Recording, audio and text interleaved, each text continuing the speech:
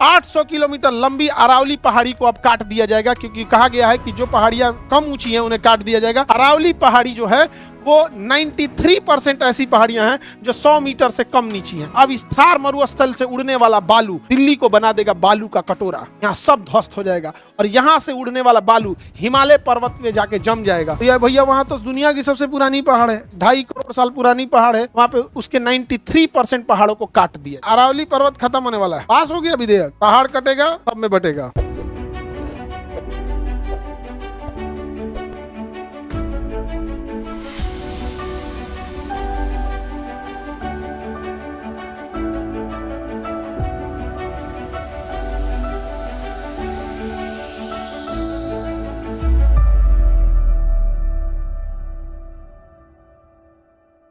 अब पूर्वोत्तर भारत के लिए रिजर्वेशन, पूर्वोत्तर भारत भी बहुत पिछड़ गया। असम, मेघालय, त्रिपुरा, मिजोरम, वो सब एरिया पिछड़ गए थे, तो उनके लिए भी शेड्यूल 6 रख दिया गया। अब शेड्यूल 6 क्या कहता है, सुनो ध्यान से, अल्लाह नहीं करोगा कोई, तो अभी संप्रभुता मेरे ही हाथ में है। यहाँ ये राज्य काफी पिछड़ गए थे और यहाँ पर खनिज संपदा, नेचुरल रिसोर्सेज बहुत ज्यादा थे। इन लोगों का कहना था कि हमारा संविधान में हमारा विदोहन कर दिया जाएगा, बड़ी कंपनियों को भेज देंगे, हमारा जनसंख्या कम है तो संसद में हमारा प्रतिनिधि नहीं रहेगा, कहीं हमारी कोई बात नहीं सुनेगा, तो हम तो बर्बाद हो जाएंगे। तब अंबेडकर साहब कहे कि ना ना ना बर्बाद नहीं हो गया। शेड्यूल 6 मतलब अनुसूची 6, शेड्यूल 6 में कहा गया है कि जो जो राज्य शेड्यूल 6 में आएगा, असम, मेघालय, त्रिपुरा, मिजोरम, असम, मेघालय, त्रिपुरा, मिजोरम, असम, मेघालय, त्रिपुरा में, तो इस एरिया में किसी कंपनी को, किसी होटल को, किसी फैक्ट्री को, बड़ी कंपनी को अगर जमीन खरीदना है तो वहां के लोकल लोगों का नियम चलेगा, न कि वहां संसद का नियम या supreme court, high court, district court का चलेगा। वहां के लोकल लोग अगर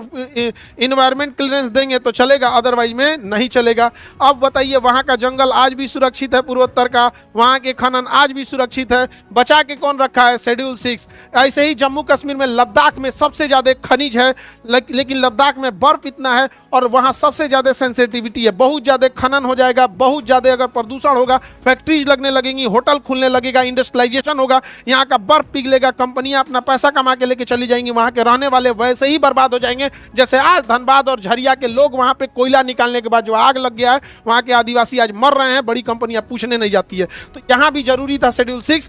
पिछले 4 साल से सोनम वांगचू यहाँ आर्टिकल शेड्यूल 6 मांग रहे थे कि हमें भी शेड्यूल 6 दो, कि जब तक हम परमिशन न देंगे कि कौन सा पहाड़ खोदना है, कहां पे माइनिंग करनी है, कहां होटल बनाना है, कहां इंडस्ट्री बनाना है, यहां सेंट्रल का नियम नहीं चलेगा, शेड्यूल 6 चलेगा। 4 साल तक उस इंसान की कोई बात नहीं सुनी।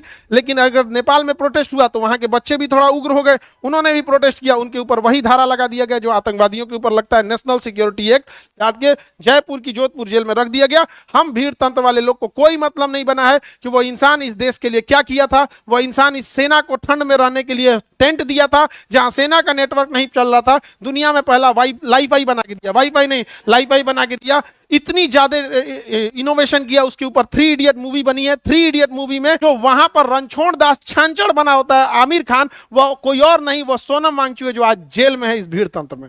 समझ में आ गया? भारत में भीड़ तंत्र में यही होता है, बस खुश रहिएगा आप लोग और कुछ नहीं। क्या वो इंसान जेल में क्या मांग रहा था, शेड्यूल 6 क्या मांग रहा था, उसे आरोप लगाया गया कि देशद्रोही है, चाइना से मिला हुआ है, ये है वो है, एनएसए लगा, कहाँ चल गए, खत्म कहानी। क्या मांग रहे थे, शेड्यूल 6, क्या गलत मांग रहे थे, आज देखिएगा बर्बाद हो गया। शेड्यूल 6 में न रहने का नतीजा देखिए, 800 किलोमीटर लंबी अरावली पहाड़ी को अब काट दिया जाएगा, क्योंकि कहा गया है कि जो पहाड़ियां कम ऊंची हैं उन्हें काट दिया जाएगा। अरावली पहाड़ी जो है वो 93% ऐसी पहाड़ियां हैं जो 100 मीटर से कम नीची हैं। संसद ने कहा है कि जो 100 मीटर से कम नीचे है, जो 100 मीटर से ऊंचाई कम है, 100 मीटर का मतलब होता है, आपका समझिए कि 3 मीटर का एक तल्ला होता है, 3 मीटर का एक तल्ला, यानी 30 तल्ले से नीचे जो पहाड़ होगा। तो यार भैया वहां तो दुनिया की सबसे पुरानी पहाड़ है, 2.5 करोड़ साल पुरानी पहाड़ है, वहां पे उसके 93% पहाड़ों को काट दिया, पहाड़ को काट दिया जाएगा, क्योंकि शेड्यूल 6 में नहीं है। अब वहां के लोकल लोग का चलेगा नहीं। अब इस थार मरुस्थल से उड़ने वाला बालू दिल्ली को बना देगा बालू का कटोरा, यहाँ सब ध्वस्त हो जाएगा। और यहाँ से उड़ने वाला बालू हिमालय पर्वत पे जाके जम जाएगा। हिमालय पर्वत पे जब जमेगा वह बालू, तो वहां पे वो गर्मी को सोख लेगा। अभी पर्वत पे बर्फ है, तो जो धूप आता है तो शीशे की तरह चमक के निकल जाता है, बर्फ कम पिघलती है, लेकिन बालू की जब एक लेयर आ जाएगी तो बालू बड़ी जल्दी गर्म होता है। भूजा भूजने के लिए बालू का यूज किया जाता है। जब उसके ऊपर बालू रहेगा तो बर्फ को तेजी से पिघलाएगा, यहाँ से बर्फ पिघलेगा, गंगा और यमुना में मिलेगा और वो अल्टीमेटली बिहार में आके बाढ़ लाएगी। लेकिन आर्टिकल शेड्यूल 6 नहीं है, हम लोग टुकुर टुकुर मुंह देखेंगे। ज्योग्राफी डिसाइड और इकोनॉमी, समझ में आ गया कि नहीं? क्या this is geography? Any problem? आप लोग को समझ में आता है तो बताइए शेड्यूल 6 अच्छा है कि नहीं है? चारे राज्य को सोना मांगचू क्या मांग रहे थे? शेड्यूल 6, शेड्यूल 6 ये भी नहीं किया किसी को। गया जेल में तो जेल में गए, हम लोग को क्या मतलब है? नहीं समझे? हम लोग में क्या भीड़ तंत्र में क्या खराबी होती है? भीड़ चाहती है उनके लड़ाई, उनके लिए कोई लड़ाई लड़े, लेकिन भीड़ तंत्र की खराबी, वो फंसेगा तो भीड़ उसके लिए नहीं आएगी। समझ में गया? दिस इज भीड़ तंत्र। आगे बढ़ जाए। उनको घोषित कर दिया क्या चीज? देशद्रोही। नहीं समझे? हम लोग भी ज्यादा बोलेंगे तो हम लोग को भी घोषित कर देगा।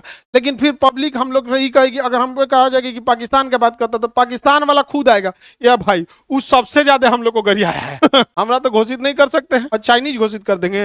चाइना का यही प्लस पॉइंट है आदमी को। नहीं समझे? लेकिन ये चीजें सही नहीं। आगे बढ़े। अरावली पर्वत खत्म होने वाला है, पास हो गया विधेयक, पहाड़ कटेगा सब में बटेगा। आगे बढ़ते। पूर्वोत्तर समझ में आ गया?